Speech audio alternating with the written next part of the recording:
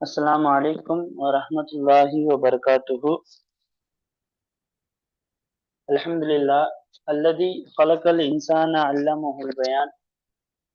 Wassalatu wassalamu ala man unzila alayhi al-afdalu tibyan wa ala alihi wa ashabihi wa ahlil baytil ajma'in amma ba'd.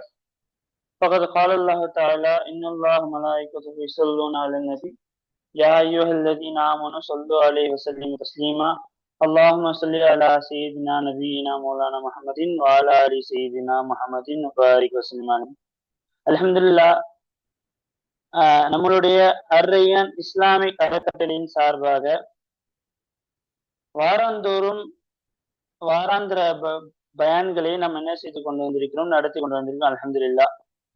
அதைத் தொடர்ந்து இந்த வாரம் இறைவன் பாதையிலே செல்வம் என்கிற தலைப்பில் மௌலவி Altaf Ahmad Rafeeqi Al Bilali MBA, administrator of JH nursery and primary school, அவங்க இந்த வாரம் பயான் செய்ய இருக்கிறார்கள். ஆரம்பமாக கிராத் ஓதி ஆரம்பிப்பதற்காக மௌலவி முகமது ஷஃபீக் அவர்கள் ஹாமி மாசா வந்து கிராத் ஓதி ஆரம்பிப்பார்கள். இன்ஷா அல்லாஹ். ஷஃபீக் மௌலானா ஆரம்பிங்க.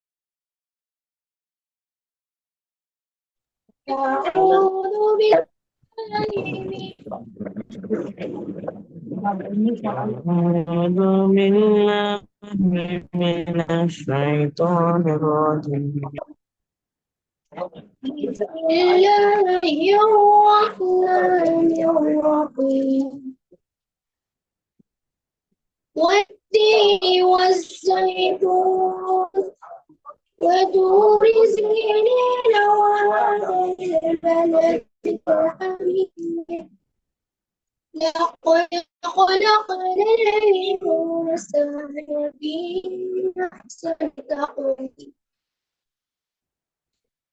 ثم رددناه أسفل سافلين آمنوا وعملوا الصالحات لهم أجر غير فما يكذبك بعد بالدين أليس الله بأحكم الحاكمين صدق الله العلي العظيم. صدق الله العلي العظيم ورسول النبي الكريم ونحن على ذلك من الشاهدين والشاكرين والحمد لله رب العالمين. جزاك الله خيرا في الدارين ஷஃபீக் மௌலவி. அல்ஹம்துலில்லாஹ். அடுத்தபடியாக நம்மளுடைய பேச்சாளர் அல்தாஃப் அஹமது ரஃபீகி அல் பிலாலி அவர்கள் இறைவனின் பாதையில் செல்வம் என்னும் ஒரு தலைப்பில் அவருடைய உரையை நிகழ்த்துவார்கள். நீங்க தான் மெம்மேல அதிகப்படுத்திக்கணும். சரிங்களா?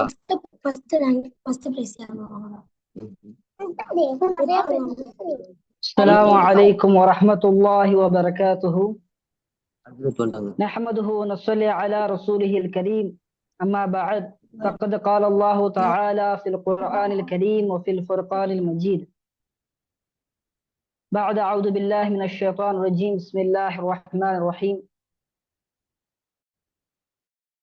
إن الله وملائكته يصلون عليه وسلموا تسليما اللهم صل على سيدنا محمد وعلى آل سيدنا محمد وبارك وسلم عليه اللهم صل على سيدنا محمد وعلى آل سيدنا محمد وبارك وسلم عليه اللهم صل على سيدنا محمد وعلى آل سيدنا محمد وبارك وسلم عليه.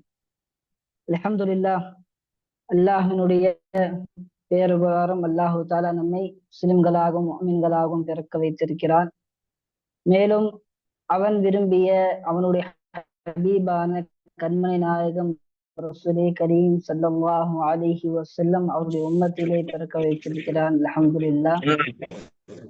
அது மட்டும் இந்த வாரந்தோறும் மஜ்லிஸிலே இந்த அர்ரையான் அறக்கட்டளை அவர்களின் சார்பில் நடக்கக்கூடிய இந்த தீனுடைய பணி வாரந்தோறும் அவர்கள் அல்லாஹ்விற்காக, மக்களுக்காக, சமூகத்திற்காக வேண்டி நல்ல நல்ல தலைப்புகளில் அவர்கள் இந்த மஜ்லிஸை நடத்தி கொண்டிருக்கிறார்கள். அல்ஹம்துலில்லாஹ். அல்லாஹு தாலா அவர்களுக்கு பரிபூர்ணமான கூலியை அல்லாஹு தாலா தந்தருள் புரிவானாக. ஆமீன். அல்லாஹு தாலா தன்னுடைய திருமறை ஷரீஃபில் அல்லாஹ் சொல்லும் போது சொல்றான், மன் தல்லதி யுக்ரிதுல்லாஹு கர்தன் ஹஸனா ஃபயுதாயிஃபுஹு லஹு இத்ஆஃபன் கஸீரா. அல்லாஹ் குர்ஆன்ல சொல்லும்போது சொல்றான், யார் அல்லாஹுக்கு அழகிய கடன்களை கொடுக்கிறார் என்பதாக அல்லாஹு தஆலா கேட்கிறான். யார் அல்லாஹுக்கு அழகான ஒரு கடனை யார் கொடுக்கிறார்?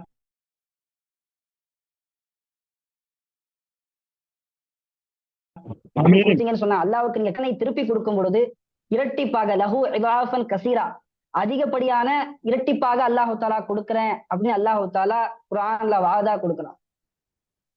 அப்போ அல்லாஹு தஆலா நம்ம இடத்துல கடன் கேட்கிறான். அல்லாஹ் நமக்கு ரிஸ்க் கொடுப்பதே அல்லாஹ் தான். ஆனா அல்லாஹு தாலாவே நம்மள்ட்ட கடன் கேட்கிறான். யார் நீங்க அழகிய முறையில யார் கடன் கொடுக்குறீங்க எனக்கு அப்படின்னு அல்லாஹு தாலா கேட்கிறான். இப்ப நமக்கு சந்தேகம் வருதா இல்லையா? அல்லாஹு தாலா நமக்கு ரிஸ்க் கொடுக்கறதே அல்லாஹ் தான். நம்மை படைத்தவன் அல்லாஹ் தான். நம்முடைய பெற்றோர்களை படைத்ததும் அல்லாஹு தான். நம்முடைய மனைவி மக்களை படைத்ததும் அல்லாஹ் தான். ஆனால் அல்லாஹு தாலாவே நம்மள்ட்ட கடன் கேட்கிறானே என்ன அப்படின்னு நமக்கு சந்தேகம் வர மாதிரி இந்த ஆயத் இறங்கும் பொழுது சஹாபாக்களுக்கும் இதே சந்தேகம் வருகிறது. அப்போ அங்க இருக்கக்கூடிய ஒரு சஹாபி ரசூல் அவங்க போய் அவர்களுடைய பெயர் அபு தஹ்தா அல் அன்சாரி, அபு தஹ்தா அல் அன்சாரி. இந்த சஹாபி பேர் ரசூலுல்லாஹ் கேட்கிறாங்க, யா ரசூலல்லாஹ் இன்னல்லாஹ யுரீது மின்னா லகர்த. அல்லாஹு தாலா நம்மிடத்துல கடன் கேட்கிறானா? யாரு? நமக்கு உணவளிக்கக்கூடிய அல்லாஹு தாலா நம்மள்கிட்ட கடன் கேட்கிறானா அப்படின்னு சொல்லி ஆச்சரியமா போய் கேட்கிறாங்க. அப்புறம் ரசூலுல்லாஹ் சொல்றாங்க, ஆமா. அதற்கு ஒப்பாக சொல்றாங்க, அல்லாஹு தாலா கடன் கேட்கிறான் என்றால் மக்களுக்கு யார், ஏழை மக்களுக்கு யார் உதவுகிறாரோ, கடன் கொடுத்து உதவுகிறாரோ, காசு பணங்களை கொடுக்கிறாரோ அதுதான் அல்லாஹுக்கு தரக்கூடிய கடன் என்பதாக ரசூல் ஸல்லல்லாஹு அலைஹி வஸல்லம் அவர்கள் சொன்னார்கள். இதை சொன்ன மாத்திரமே நம்மளை போல நாம் என்ன செய்கிறோம்? யாரிடத்தான் நம்ம இடத்துல கடன் கேட்டால், அதாவது கடன் என்று பெயரால் சதக்கா கொடுப்பதற்கு தான் அல்லாஹு தாலா கடன் என்பதாக கருது என்பதாக சொல்கிறார்.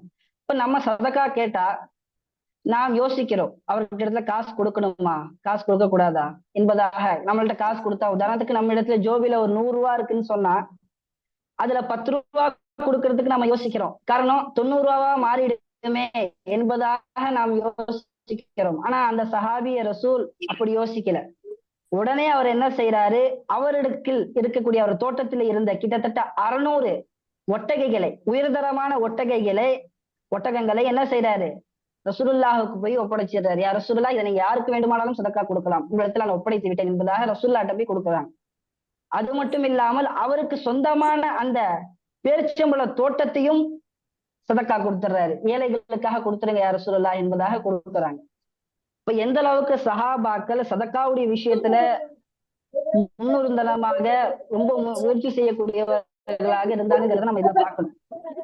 அப்போ அல்லாஹு தாலா அதிகமான இடங்கள்ல சதக்கா கொடுங்க, அல்லாஹ் உங்களுக்கு கொடுக்குறேன் ஏன்னு சொன்னா, நமக்கு அல்லாஹு தாலா ரிஸ்க் கொடுக்குறான்னு சொன்னா அது நம்முடைய ரிஸ்க் கிடையாது. மாறாக 100 ரூபாய் இருக்குன்னு சொன்னா அதுல 10 ரூபாய் ஒரு ஏழையுடையது. அதை அல்லாஹு தாலா நம்மிடத்திலே கொடுத்து அவனிடத்துல கொடுக்க வச்சு அந்த ஏழை நமக்கு அல்லாஹு தாலா கண்ணியத்தை ஏற்படுத்தி கொடுக்குறான். அதனாலதான் இல்லைன்னு சொன்னா எந்த ஏழையும் பணக்காரனை மதிக்க மாட்டான். அல்லாஹு தாலா நேரடியாக கொடுத்து விட்டான் என்று சொன்னான். இப்ப அல்லாஹு தாலா அதிகமான இடங்கள்ல நீங்க எனக்கு சதக்கா செய்யுங்க என்பதாக சொல்றான். இப்ப எதை சதக்கா செய்யணும்னு நமக்கு ஒரு எண்ணம் வருதா இல்லையா? எதை சதக்கா செய்யணும்? எத்தனையோ விஷயங்கள் இருக்கு சதக்கா செய்வதற்கு. இப்ப அல்லாஹ் எதை சதக்கா செய்ய சொல்றான்னு சொன்னா, அல்லாஹ் என்னோட ஆயத்துல சொல்றான், லன் தனாலுல் பிர்ர ஹத்தா துன்ஃபிகு மிம்மா துஹிப்பூன். என்ன சொல்றான் அல்லாஹு தாலா, நீங்கள் எந்த ஒரு நன்மையையும் அடைய மாட்டீர்கள் எதுவரைன்னு சொன்னா நீங்க எதை விரும்புறீங்களோ அதை நஃபக்கா கொடுங்கிறான் அல்லாஹு தாலா. நீங்க எதை விரும்புறீங்களோ அதை மற்றவர்களுக்கு கொடுங்க என்பதாக அல்லாஹு தாலா சொல்லி காட்டுறான். நிச்சயமாக அல்லாஹு தாலா அறியக்கூடியவனாக இருக்கிறான். அப்போ நம்ம கொடுக்குறோம்னு சொன்னா, ஒரு சதக்கா ஒரு ஏழைக்கு கொடுக்குறோம், நம்ம ஒரு தர்மம் செய்யறோம்னு சொன்னா நமக்கு பிடித்த ஒரு விஷயத்தை தான் நம்ம தர்மம் செய்யணும். இல்ல அது வேஸ்டா இருக்குது, அது கிழிஞ்சு இருக்குது, இனிமே அதை யாருமே யூஸ் பண்ண முடியாது, எப்படி ஒரு மனிதருக்கு நாம ஒரு அன்பளிப்பு கொடுக்கிறோம், நம்முடைய சொந்தக்காரங்களாக இருக்கட்டும், இல்ல நம்முடைய நண்பராக இருக்கட்டும், யாராக இருக்கட்டும், அவருக்கு நம்ம அன்பளிப்பு கொடுக்கிறோம்னு சொன்னா அவர் அதை யூஸ் பண்ணுவாரா, அதை அவர் உபயோகப்படுத்துவாரா என்று பார்த்து கொடுக்கிறோம் அல்லவா? அதே மாதிரிதான் நாம் ஒரு ஏழைக்கு நாம் சதக்கா செய்தாலும் சரி, ஒரு துணிமணியை கொடுத்தாலும் சரி, எந்த ஒரு விஷயத்தையும் கொடுத்தாலும் சரி, அது அவருக்கு பிரயோஜனமாக இருக்குமா என்றுதான் நாம் கொடுக்க வேண்டும். இதை நம்ம யூஸ் பண்ண முடியாது, இந்த துணியை இனிமே யூஸ் பண்ண முடியாது, இந்த இந்த பொருட்களை இனிமே யூஸ் பண்ண முடியாது, பயன்படுத்த முடியாது, எனவே எடுத்து கொடுக்கலாம் என்பதாக கொடுக்க கூடாது. அதுல எந்த ஒரு நன்மையும் நீங்கள் பெறமாட்டீர்கள் என்பதாக அல்லாஹ் தஆலா சொல்றான். அதே போல இந்த ஆயத்துல இறங்கும் பொழுதும் இதனுடைய சபப் நுசூல்ல நம்ம பார்க்கும்போது சொன்னா இந்த ஆயத் இறங்குது. முன்னாடி நபி ஸல்லல்லாஹு அலைஹி வஸல்லம் அவர்களுடைய இப்ப மதீனா ஷெரீஃப் இருக்கு இல்லையா, மஸ்ஜிது நபவி, அதற்கு பக்கத்திலேயே ஒரு தோட்டம் இருந்தது, ஒரே தோட்டம் இருந்தது. அது யாருடைய தோட்டம்னு சொன்னா அபூ தல்ஹா என்று சொல்லக்கூடிய ஒரு சஹாபியுடைய தோட்டம். அபூ தல்ஹா என்ற சஹாபியுடைய தோட்டம். இப்ப அதை வந்து மஸ்ஜிது நபவியாவே மாத்திட்டாங்க. அப்ப அப்படி இருக்கும்போது ரசூல் ஸல்லல்லாஹு அலைஹி வஸல்லம் அவர்கள் தினமும் அல்லது 2-3 நாளுக்கு ஒரு முறை போய் அந்த தோட்டத்துல உட்கார்ந்து அங்க ஒரு கிணறு இருக்கும், அந்த கிணறுல இருந்து தண்ணீர் எடுத்து குடிப்பாங்க. அது அவ்வளவு சுவையாக இருக்கும், அவ்வளவு இனிப்பா இருக்கும். அப்போ அந்த தோட்டத்துல இருக்கும் பொழுது இந்த ஆயத் இறங்குது, லன் தனாலுல் பிர்ர ஹத்தா துன்ஃபிகு மிம்மா துஹிப்பூன், நீங்கள் விரும்பிய ஒன்றை நீங்கள் நஃபகா கொடுங்கள், நீங்கள் சதக்கா கொடுங்கள் என்பதாக அல்லாஹ் தஆலா சொல்றான். உடனே அந்த சஹாபி ரசூல் யோசிக்கலாம் இல்லை, உடனே ரசூலாட்ட வந்து கேட்கிறாங்க, யா ரசூலுல்லாஹ், இதே போன்ற ஒரு ஆயத் இறங்கி இருக்கிறதே, என்ன இதுல விஷயம்? அப்ப ரசூலுல்லாஹ் சொல்றாங்க, நீங்க சதக்கா கொடுப்பதாக இருந்தால் உங்களுக்கு எது பிடித்தமானதோ அதை சதக்கா கொடுங்க என்பதாக சொல்றாங்க. அப்ப அந்த சஹாபி ரசூல் யோசிக்காம சொன்னாங்க, யா ரசூலுல்லாஹ், எனக்கு மிகவும் என்னுடைய சொத்துக்களில் மிகவும் எனக்கு பிடித்தமானது இந்த தோட்டம் தான், குறிப்பாக இந்த தோட்டத்துல இருக்கக்கூடிய இந்த கிணறு தான். ஏன்னா இது அவ்வளவு சுவையாக இருக்கும், நிறைய மக்கள் இதுல இருந்து வந்து என்ன குடிப்பாங்க, தண்ணீர் எடுத்து குடிப்பார்கள், அதற்கு நான் அனுமதியும் கொடுத்திருக்கிறேன். இப்போ நீங்க சொன்ன காரணமாக நீங்கள் எதை விரும்பினீர்களோ அதை கொடுக்க சொன்னீர்கள் அல்லவா, எனக்கு மிகவும் உகப்பானது முஹப்பத்தானது இந்த தோட்டம் தான். எனவே இந்த தோட்டத்தை, இந்த கிணறை, தோட்டம் மட்டும் இல்லாமல் இந்த கிணறை மொத்தமாக நான் வந்து சதக்கா செய்து விடுகிறேன் அல்லாஹ்வுடைய பாதையிலே என்பதாக அந்த தோட்டத்தை முழுக்க கிட்டத்தட்ட எத்தனையோ கிலோமீட்டர்கள் என்பதாக சொல்கிறார்கள். அப்படியே அவர்கள் என்ன கொடுத்துட்டாங்க, ரசூலுல்லாஹ்ட்ட கொடுத்துட்டாங்க. அப்ப அல்லாஹ் ரசூல் ஸல்லல்லாஹு அலைஹி வஸல்லம் அவர்களுக்காக துஆவும் செய்தார்கள். அப்போ நாம ஒவ்வொரு விஷயம் செய்யும் பொழுதும் ஒரு சதக்கா செய்யறோம்னு சொன்னா அது அல்லாஹ்விற்கு பிடித்தமானதாக இருக்கிறதா, ரசூலுல்லாஹ்வுக்கு பிடித்தமானதாக இருக்கிறதா, நாம கொடுக்கிறோம் அல்லவா, அந்த நபருக்கு இந்த சதக்கா கொடுக்கக்கூடிய விஷயம், இந்த பொருள் பிடிக்குமா என்பதாக பார்த்து கொடுக்க வேண்டும். அவர் அதை தூக்கி வாங்கிட்டு அதை தூக்கி போட்டு ஏன்னு சொன்னா நாம யோசிக்கிறோம், அதிகமான விஷயங்களை யோசிக்கிறோம். நாம கஷ்டப்பட்டு சம்பாதிச்ச காசு ஒரு 1000 ரூபாய் எவ்வளவு கஷ்டப்பட்டு சம்பாதிக்கிறோம், இதை போய் லேசாக நீங்க கொடுங்கன்னு சொல்றாங்களே, என்ன ஒரு நியாயம், இப்படி இல்ல குர்ஆன் எப்படி இருக்குதேன்னு. நம்முடைய இஸ்லாம் என்றாலே, இஸ்லாம்னு சொன்னாலே பிறர் நலம் நாடுவதாக தான் இருக்கிறது. இஸ்லாம் என்றாலே நாம் வாழ்வது கிடையாது, பிறரை வாழ வைத்து பார்ப்பது, அதற்கு பேர் தான் இஸ்லாம். அல்லாஹ் சொல்றான் ஹதீஸே குதுசி, அபூ ஹுரைரா ரலியல்லாஹு தஆலா அன்ஹு அவங்க அறிவிக்கிறாங்க, புகாரி முஸ்லிம்ல வரக்கூடிய ஹதீஸ்.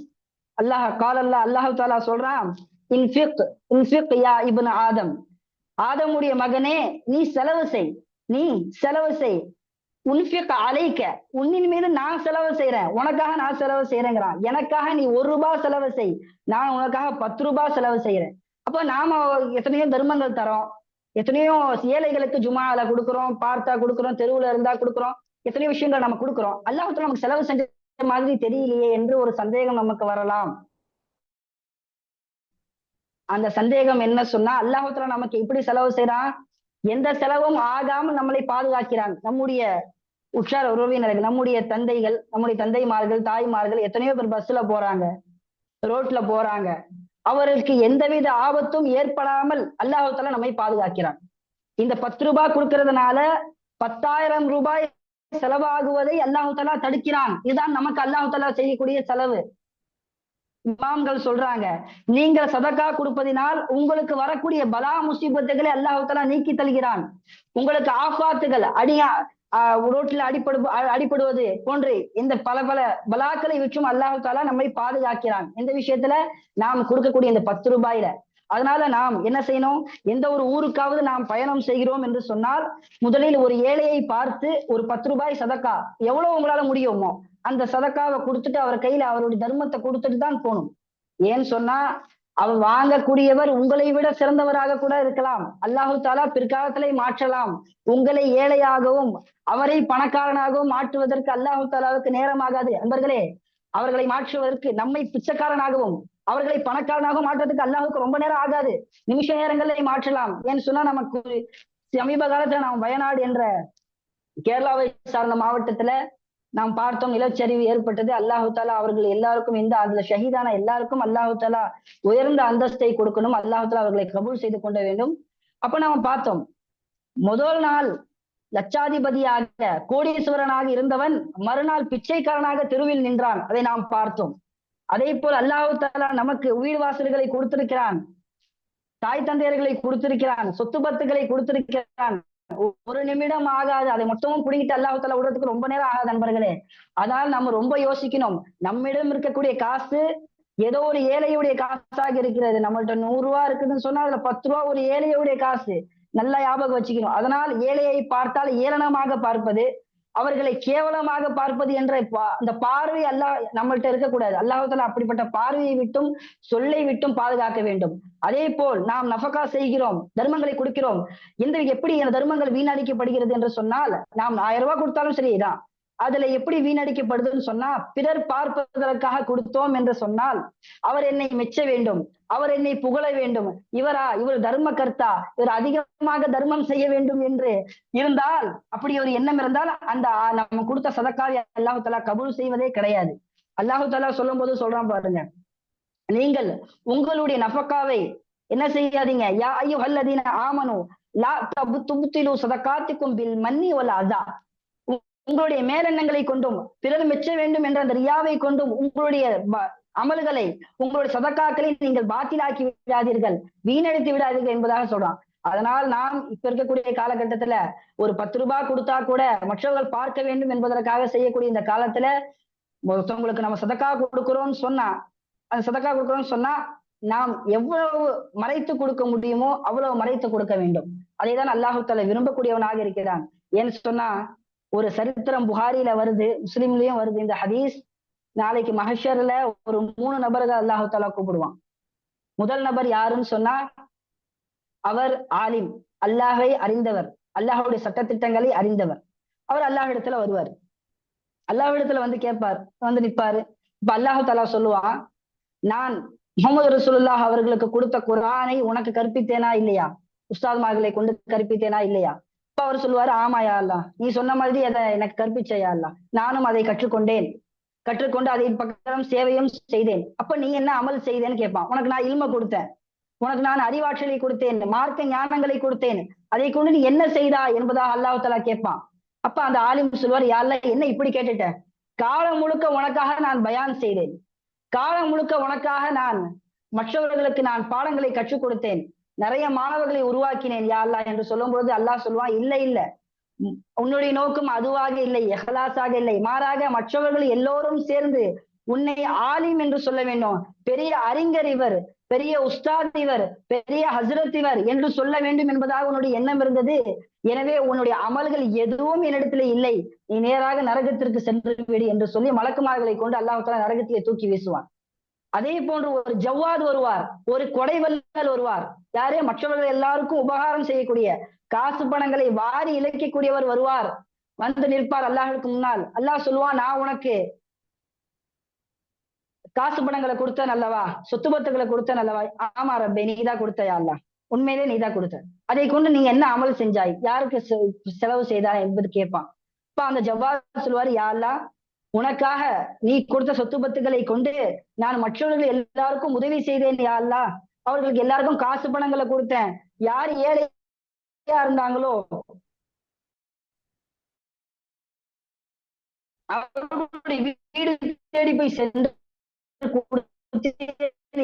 அல்லாஹ் என்று சொல்லும் போது அல்லாஹ் சொல்லும், இல்லை இல்லை, உன்னுடைய நோக்கம் என்னை திருப்திப்படுத்துவது, ஜவ்வா காசு பணம் உள்ளவர், இவரா பெரிய சீதேவி என்று சொல்ல வேண்டும் என்பதாக இருந்தது. எனவே என்னிடத்துல எந்த அமலும் கிடையாது, உனக்கான அமல் நான் உலகத்திலே கொடுத்து விட்டேன். உன்னுடைய நோக்கம் ஜவ்வாது கொடை வள்ளல் என்று சொல்லக்கூடியதாக இருந்தது. அதை நான் உலகத்திலே கொடுத்துட்டேன். ஏன்னா இப்ப எந்த அமலும் கிடையாது, நீங்க நேரடியா நீங்க நரகத்துக்கு செல்லலாம் என்று சொல்லுவாங்க. அதே போல ஒரு முஜாஹித் வருவார், அல்லாஹ்வின் பாதையிலே உயிர் நீத்த ஒரு நபர் வருவார். இப்ப அல்லாஹ் தஆலா அவர்கிட்ட கேட்பான், நீ என்ன அமல் செய்தாய் என்று கேட்பான். யா அல்லாஹ், என்ன இப்படி கேட்டுட்ட? உனக்காக உன்னுடைய பாதையிலே போர்ல நான் ஷஹீதான யா அல்லாஹ், போர்ல சண்டையிட்டு வீர மரணம் அடைந்தேன் யா அல்லாஹ் என்று சொல்லும் போது அல்லாஹ் சொல்லுவான், இல்லை இல்லை மனிதா, உன்னுடைய நோக்கம் எனக்காக ஷஹீதானதாக இல்லை, மாறாக மக்கள் எல்லோரும் இவனை ஷஹீத் என்று சொல்ல வேண்டும், இவர் பெரிய அல்லாஹுக்காக உயிர் நீத்தவர் என்று சொல்ல வேண்டும் என்ற நோக்கம் உன்னிடத்துல இருந்தது. எனவே இப்பொழுது என்னிடத்திலே எந்தவித அமலும் இல்லை, உனக்கு ஷஹீத் என்ற பட்டம் நான் உலகத்திலே கொடுத்து விட்டேன் என்று அல்லாஹ் தஆலா அவரையும் நரகத்திற்கு அழைத்து செல்ல சொல்லுவான். ஆக அன்பர்களே, நாம் எந்த ஒரு சதக்கா செய்தாலும் சரி, 10 ரூபாய் சதக்கா செஞ்சாலும் சரி, அது அல்லாஹ்வுடைய பொருத்தம் இருக்கிறதா, இஹ்லாஸ் இருக்குதா? மற்றவர்களுக்காக கொடுக்க வேண்டாம். 1 ரூபாயாக இருந்தாலும் சரி, எவ்வளவாக இருந்தாலும், எவ்வளவு நம்மளால முடியுமோ, 1 ரூபாய் கொடுக்கறதா இருந்தாலும் சரி, அது அல்லாஹ்வுக்காக கொடுங்க. 1000 ரூபாய் கொடுத்து மற்றவர்களுக்கு பார்ப்பதற்காக கொடுத்து வீணடிப்பதை விட அல்லாஹுக்காக 1 ரூபாய் கொடுத்து அதிலே அல்லாஹ் தஆலா நம்முடைய திருப்தியை அல்லாஹ் தஆலா நமக்கு ஆக்கி அல்லாஹ்வுடைய திருப்தி நமக்கு கிடைக்கும். ஆக அன்பர்களே, அப்படி அல்லாஹ் தஆலா குர்ஆன்ல அதிகமான இடங்கள்ல நீங்க செலவு செய்யுங்க என்பதாக சொல்றாங்க. காரணம், அல்லாஹ் தஆலா டைரக்டாகவும் உதவி செய்யலாம், நம்மை கொண்டும் அல்லாஹ் தஆலா உதவி செய்யலாம். நாம் இப்படி உதவி செய்வதன் மூலமாக அல்லாஹ் தஆலா நமக்கு இஸ்ஸத்தை கொடுக்கிறான். ஏன்னா இஸ்லாத்துல நீங்க எந்த விஷயங்களை எடுத்துட்டாலும் சரி, இது பிறருக்கு உபயோகப்படுதா என்பதாக தான் நாம் பார்க்க வேண்டும். அப்படித்தான் இமாம்களும் நமக்கு சட்ட வல்லுநர்களும் இந்த இஸ்லாத்தை ஆக்கி இருக்கிறார்கள். ஏன்னு சொன்னா, வருஷத்துல நீங்க ஜகாத் 2.5% நீங்க கணக்கு பார்த்து கொடுத்துட்டீங்கன்னு சொன்னா, ஏன்னு சொன்னா இந்த 2.5% இருக்குதே, இது உங்களுடைய காசு கிடையாது. நீங்கள் சேர்த்திருந்தாலும் சரி, நீங்கள் சொத்து பத்துக்களை சேர்த்திருந்தாலும் சரி, வேர்வை விதித்து சேர்த்திருந்தாலும் சரி, எவ்வளவு நீங்கள் கஷ்டப்பட்டு சேர்த்திருந்தாலும் சரி, இந்த 2.5% உங்களுடைய முழு சொத்திலே 2% அது ஏழைக்கு போக வேண்டியது. காரணம், நீங்கள் உழைப்பதற்கு ஹயாத்தை கொடுத்தவன் அல்லாஹ், நீங்கள் சம்பாதிப்பதற்கு இல்மை கொடுத்தவன் அல்லாஹ். இப்படி சொல்லிக்கொண்டே போனால் நாம் தான் முழு சொத்தையும் அல்லாஹ்வுக்கு கொடுப்பதாக இருக்கும். அல்லாஹ் தஆலா சொல்றான், நான் உனக்கு ரிஸ்க் கொடுக்குறேன், நான் கொடுக்குறேன், நீங்க அதுல செலவு செய்யுங்க என்பதாக சொல்றான். அல்லாஹ் குர்ஆன்ல சொல்றான், வன்ஃபிகு மிம்மா ரஸக்னாக்கும், நாம் கொடுத்த ரிஸ்க்ல இருந்து நீங்க செலவு செய்யுங்க என்பதாக அல்லாஹ் தஆலா சொல்றான். ஏன்னு சொன்னா, மௌத்துடைய நேரத்துல நாம் எதை கொண்டு போறோம்? எதையும் கொண்டு போறது கிடையாது. நாம் உடுத்திருக்கும் இந்த ஆடையும் சரி, நாம் மௌத்தா போயிட்டோம்னு சொன்னா, மையத்தாயிட்டோம்னு சொன்னா, இதையும் கலட்டி வைத்து விடுவார்கள். நம்முடைய ஒரு ஆடையும் இல்லாமல் காலம் முழுக்க போட்ட செப்பலாக, கடைசியாக போட்ட செப்பலாக இருந்தாலும் சரி, அதையும் கழட்டி வைத்து விட்டு வெறும் உடலோட தான் நம்மளை அடக்குவார்களே தவிர, இவர் போட்டிருந்த செப்பல் இது விருப்பப்பட்டு அவர் வாங்கின பைக்கு, விருப்பப்பட்ட வாங்கின கார் என்பதாக நம்முடன் சேர்த்து காரையும் அடக்க மாட்டார்கள். காரணம், நீங்கள் மௌத்தா போன அடுத்த நிமிடம் அது உங்களுடைய சொத்து கிடையாது, உங்களுடைய பிள்ளைகளுடைய சொத்தாக மாறிவிடும், உங்களுடைய வராசத்துல போயிடும். ஆகவே ரசூல் ஸல்லல்லாஹு அலைஹி வஸல்லம் அவர்கள் அழகாக சொல்றாங்க. அப்துல்லா இப்னு ஷஜீர் என்ற சஹாபி அறிவிக்கிறாங்க, ரசூல் ஸல்லல்லாஹு அலைஹி வஸல்லம் அவர்களுக்கு ஆயத் இறங்குது, அல்ஹாக்குமுத் தகாசுர் ஹத்தா ஸுர்துமுல் மகாபிர். மனிதன் இருக்கிறானே, அதிகம் அதிகம் அதிகம் என்று சொல்லியே அழியக்கூடியவனாக இருக்கிறான். எவ்வளவு அவனுக்கு தேவைப்படும்? அல்லாஹ் தஆலா 100 ரூபாய் கொடுத்தா, யாழ்லா 100 ரூபாய் பத்தாது, யாழ்லா 1000 ரூபாய் கொடு யாழ்லான்னு கேட்கிறோம். 1000 ரூபாய் கொடுத்தா, யாழ்லா 1000 ரூபாய் பத்தாது, யாழ்லா 10,000 ரூபாய் வேணும்னு கேட்கிறோம். இப்படி மனிதன் மேலெண்ணங்களை கொண்டே வாழ்ந்து கொண்டிருக்கிறான், பேராசையை கொண்டு வாழ்ந்து கொண்டிருக்கிறான் என்பதாக அல்லாஹ் குர்ஆன்ல சொல்றான், நானும் நீங்களும் சொல்லல. அப்போ ரசூல் ஸல்லல்லாஹு அலைஹி வஸல்லம் அவர்கள் சொல்றாங்க, இந்த ஆயத் இறங்கின பிறகு சொல்றாங்க, யகூலு இப்னு ஆதம் மாலி மாலி மாலி. ஆதமுடைய மகன் என்ன செய்யறான் தெரியுமா? இது என்னுடைய சொத்து, இது என்னுடைய சொத்து, இது என்னுடைய சொத்து என்று சொல்லிக் கொண்டிருக்கிறேன் இருக்கிறான். அப்ப ரசூலுல்லாஹ் கேட்கிறான், ஹல்லக யா இப்னு ஆதம் மின் மாலிகின், மாலிக்க, உனக்கு சொந்தமான விஷயம் எது? உங்களுக்கு சொந்தமான விஷயம் எதுவும் கிடையாது. எது தெரியுமா உங்க சொந்தமான விஷயம்? இது என்னுடைய சொத்து எதை தெரியுமா நீங்க சொல்லலாம்? இல்லாம அக்கல் தப்ப அப்னைத்த, நீங்கள் சாப்பிட்டு அது ஜீரணமாகி அது கழிவாக போய்விட்டது அல்லவா, அதுதான் உங்களுக்கு சொத்து, வேற எதுவும் உங்களுக்கு சொத்து கிடையாது. அபலைத்த, நீங்கள் உடுத்தி கொண்டு அது எதை கிழிச்சு விட்டீர்களோ, நார்னாக போய்விட்டதோ, அதுதான் உன்னுடைய ஆடை. அவ் தசத்தக்த அமலைத்த, நீ என்ன செய்ய? சதக்கா கொடுத்து அதை கொண்டு நீ புரோஜனங்களை அடைந்து கொள்கிறாய், நன்மையை சம்பாதிக்கிறாய் அல்லவா? இந்த 3 விஷயங்கள் மட்டும்தான் உன்னுடைய சொத்து. எதை நீ உடுத்தி கிழித்தாயோ, எதை நீ உண்டு கழிந்து போனாயோ, அதே போல எதை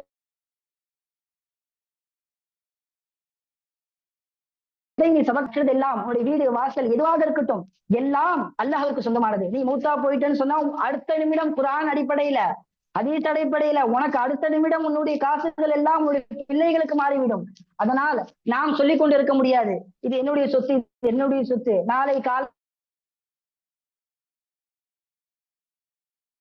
எந்திரிப்போமா என்றது கேரண்டி கிடையாது. இன்னைக்கு நைட் நம்ம தூங்குறோம் போமா என்ற கேரண்டி யாராவது கொடுக்க முடியுமா? கண்டிப்பா கொடுக்க முடியாது.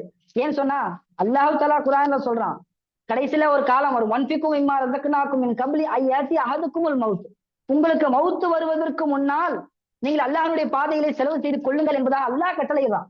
ஏன்னு சொன்னா அந்த அடியான் மவுத்து நெருங்கும் பொழுது, ரூஹ வாங்கும் பொழுது அந்த அடியான் சொல்வான், ஃபயகூலு ரப்பி லவ்லா அஹர்தனி இலா அஜலின் கரீப், யா அல்லாஹ் இன்னும் கொஞ்ச நேரம், இன்னும் சிறிது நேரம் எனக்கு நீ அவகாசம் கொடுத்தா என்று சொன்னால் அசத்தக்கு வாக்கும் என சாலிஹின், என்னுடைய முழு சொத்தையும் உன்னுடைய பாதையில கொடுத்துட்டு சாலிஹின்களுடைய ஜமாத்துல வந்துருவேன் யா அல்லாஹ் அப்படின்னு சொல்லி ஒவ்வொரு மையத்தும், அதாவது அல்லாஹ்வினுடைய பாதையில செலவு செய்யாமல், அல்லாஹ்விற்காக காசு பணங்களை எடுக்காமல், தர்மம் செய்யாமல் இருந்த மனிதர் என்ன செய்வாரு? கடைசி நேரத்துல இந்த வார்த்தையை சொல்வாரு, யா அல்லாஹ் இன்னும் கொஞ்ச நேரம் அவகாசம் கொடு, இந்த கொஞ்ச நேரம் அவகாசத்துல நான் எல்லா சொத்தையும் சதக்கா செஞ்சுட்டு நான் சாலிஹீன்களுடைய ஜமாத்துல சேர்ந்து வந்துடுறேன் யா அல்லாஹ், நல்லவனா வந்து சேர்ந்துடுறேன் யா அல்லாஹ் என்று கேட்பான். இப்ப அல்லாஹ் சொல்லுவான், கிடையாது, இத்தனை காலம் உனக்கு நான் அவகாசம் கொடுத்தேன், நீ சதக்கா செய்யல, தொழுகல, நோன்பு வைக்கல, இந்த கொஞ்ச நேரத்துல நீ என்ன செய்ய போற என்று அல்லாஹ் தஆலா அவருடைய ரூஹை வாங்கி விடுவான் என்பதா அல்லாஹ் தஆலா குர்ஆன்ல சொல்றான், ஹதீஸ்களையும் நாம் பார்க்கிறோம்.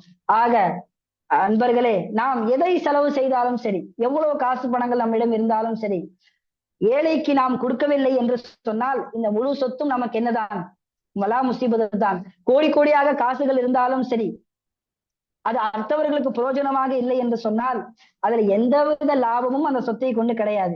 உங்களிடத்துல 100 ரூபாய் இருந்து 10 ரூபாய் நீங்க மற்றவங்களுக்கு கொடுத்தீங்கன்னு சொன்னா இந்த 90 ரூபாவை கொண்டு அல்லாஹ் தஆலா 1000 ரூபாய்க்குள்ள பரக்கத்தை அல்லாஹ் தஆலா அதிலே வைத்திருப்பாங்க. பரக்கத்துனா நம்ம என்ன நினைச்சுக்கிறோம்னு சொன்னா, அல்லாஹ் நமக்கு 100 ரூபாய் கொடுக்குறான், அடுத்த மாசம் நமக்கு 1000 ரூபாய் கொடுப்பான், அதுக்கு மாசம் 10,000 கொடுப்பான், அப்படி கிடையாது. மாறாக இந்த 100 ரூபாய் 1000 ரூபாய் செய்யக்கூடிய வேலையை செய்யும். என்ன சொன்னா எத்தனையோ நபர்கள் நாம பாக்குறோம்,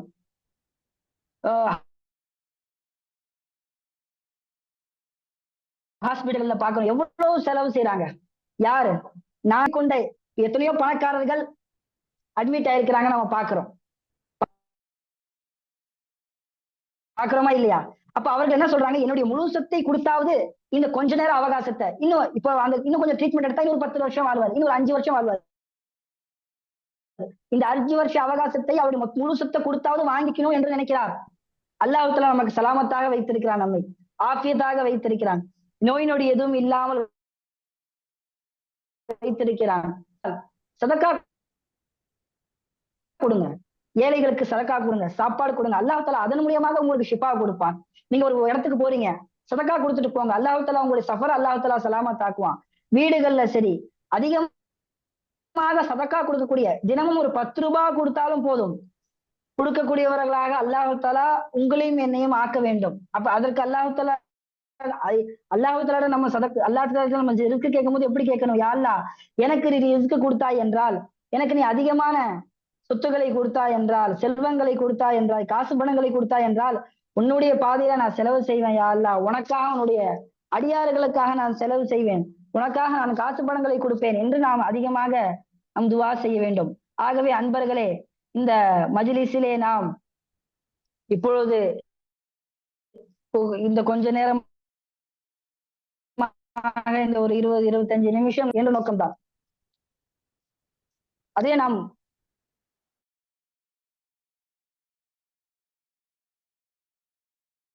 அதிகமான மஜ்லிஸ் வைத்திருக்கிறார்கள், அல்ஹம்துலில்லாஹ். அப்ப இவர்களுடைய நோக்கமும் இந்த ரய்யான் ட்ரஸ்ட், இவங்க வந்து ஒரு அறக்கட்டளை, இவர்களுடைய நோக்கமும் மற்றவர்களுக்கு, ஏழை எளிய மாணவர்களுக்கு அவர்களுக்கு உதவி செய்ய வேண்டும். காசு பணங்களை கொடுத்தோ இல்ல கிதாபுகளை கொண்டோ நிறைய மதரசாக்கு, மக்தப் மதரசாக்கு இவங்க உதவி செஞ்சிருக்கிறாங்க. ஆக இந்த ரய்யான் ட்ரஸ்டுக்கும் உங்களால் முடிந்த உதவிகளை, இல்ல உங்களுடைய ஏரியால உங்களுடைய ஊர்கள்ல யாராவது பெரிய பணக்காரர்கள் இருந்தார்கள் சொன்னால் அவர்களையும் அவர்களிடத்துல சொல்லி இவங்களை நீங்க கான்டாக்ட் பண்ணலாம், இவர்களை நீங்க தொடர்பு கொள்ளலாம். ஆக அல்லாஹ் தஆலா நாம் எதை கேட்டோமோ எதை சொன்னோமோ அதன்படி வாழக்கூடிய தௌஃபீக் அல்லாஹ் தந்தருள் புரிவானாக. மேலும் அதிகமாக சதக்கா செய்யக்கூடிய லிஸ்ட்ல அந்த பட்டியல் அல்லாஹு தஆலா நம்மை ஆக்கியருள் புரிவானாக. அல்லாஹு தஆலா நம்முடைய காசு பணங்களை கொண்டு மற்றவர்களுக்கு உதவி செய்யக்கூடியவர்களாகவும் மற்றவர்களுக்கு பிரயோஜனமானவராகவும் உங்களையும் என்னையும் ஆக்கி அருள் புரிவானாக. வாஹிரு தாவானா அல்ஹம்துலில்லாஹி ரப்பில் ஆலமீன். அஸ்ஸலாமு அலைக்கும். வலைக்கும் சலாம். வலைக்கும் சலாம் வரஹ்மத்துல்லாஹி வபரகாத்துஹு. அல்ஹம்துலில்லாஹ், ஒரு அருமையான சொற்பொழிவு நிகழ்ச்சியை நம்ம என்ன செய்வோம்னா இந்த ஒரு அரை மணி நேரத்துல பார்த்தோம்.